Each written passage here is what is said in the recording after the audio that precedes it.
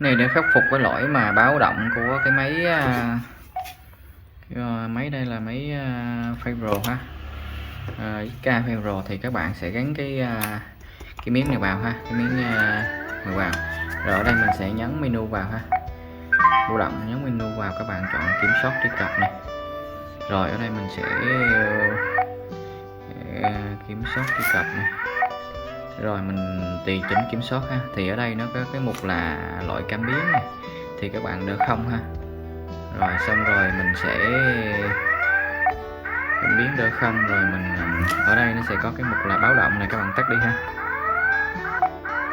Đó, mình tắt đi, rồi thì các bạn sẽ rút cái tắt nguồn đi ha, tắt nguồn đi rồi mình mở lại thì nó sẽ